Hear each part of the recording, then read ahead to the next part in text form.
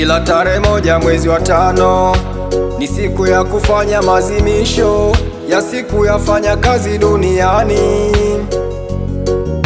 Wafanyakazi wote nchi nzima, iwe serikalini ama sekta binafsi, tufurahini, hii ni siku yetu kutafakari changamoto zetu zinazotusibu makazini mwetu na kuzifikisha kwa waajiri wetu kupitia njia ya vyama vyetu vya wafanyakazi vituoni mwetu. Shirikisho la vyama vya wafanyakazi nchini limeendelea kufanya mambo mazuri chini ya rais wa tukta.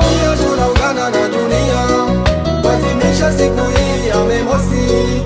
Mafanikio mengi tumeyafikia kwa jitihada kubwa za wafanyakazi. Tanzania tunaungana na dunia kuadhimisha siku hii ya Mei Mosi.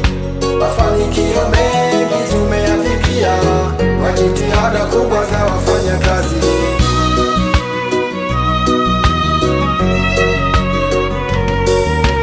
TUCTA imetoa wito kwa pamoja wafanyakazi wote kujumuika kwa pamoja kuadhimisha siku hii kwa pamoja, kuipaza sauti ya kauli mbiu kwa pamoja isemayo uchaguzi mkuu wa 2025 utuletee viongozi wanaojali na kuthamini haki na maslahi ya wafanyakazi.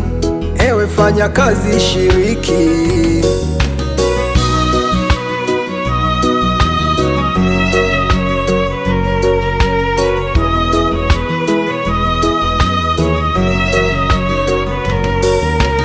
TUCTA imechukua changamoto zote makazini kupitia vyama vyake 13 vilivyomo chini ya shirikisho. Gharama za maisha ziko juu, lakini mishahara ipo chini.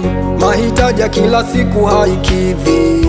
Mkataba wa hali bora unatoa kichefuchefu. Mishahara ikiwa bora, tutokuwa na hofu, itawezesha mafao bora wakati wa kustaafu. Kikokotoo imekuwa soo na gumzo, haileti show. Serikali yetu ilo makini na usikia, inayoongozwa na Rais Mama Samia, ni Mtanzania mwenye nia ya kuibeba Tanzania. Anapambana usiku kucha halali kuhakikisha Tanzania inafika mbali. Uchumi wa viwanda tunaushika, ajira zinafunguka, kazi zinapigika. Uchumi wakati tumeshafika, Mama Samia tunakuaminia, kazi endelee. Changamoto zetu umeshazisikia, ufumbuzi uendelee. Tanzania tunaungana na dunia kuadhimisha siku hii ya Mei Mosi.